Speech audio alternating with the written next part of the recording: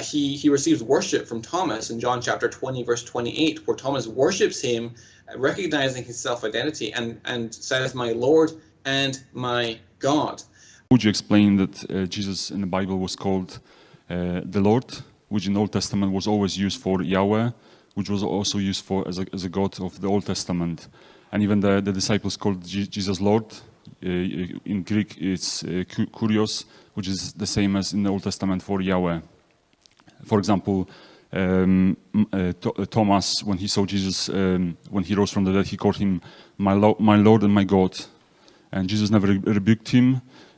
He commanded him, saying that you believe because you saw me. Blessed are those who didn't see me but believed.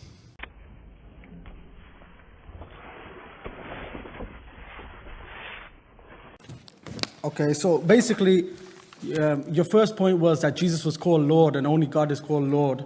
And also Thomas called him my Lord and my God. Right.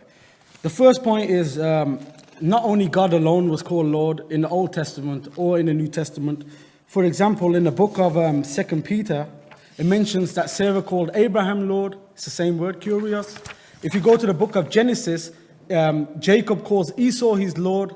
So there were many other people called lords in the Bible. So, you know, it's just like in England, you got the House of Lords. So when it's applied to Jesus, it doesn't mean he's God. And what was your other point again? Thomas, yeah. The Thomas incident, see, this is another proof of what the scholars I quoted are saying, that there was a development in the Gospels. If you believe that the Gospel of Luke is reliable, then it is impossible for the Gospel of John to be correct regarding the Thomas incident. Because in Luke chapter 24, Jesus appears to all the 11 remaining disciples in the upper room. They all see him at the same time, and then Jesus on the same day ascends to heaven. Whereas according to John, Jesus appeared to the other disciples first, and then after a while, after a few days, he sees Thomas, and Thomas calls him my Lord and my God, and Jesus says, "Oh, you have believed." But if Luke is correct, that Jesus, the 11 disciples seen Jesus in the upper room at the same time, then that means Thomas had already seen Jesus along with the other disciples, and Jesus ascended on Easter Sunday, which means John's story of Thomas seeing him and saying, "My Lord and my God," is impossible.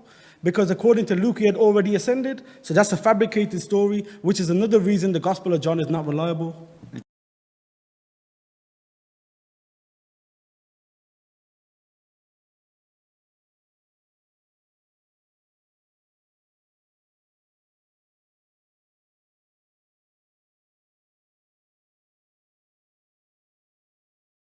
Another point that is important to realize over here is that the concept of the Trinity only came up after Christians already accepted the deity of Jesus.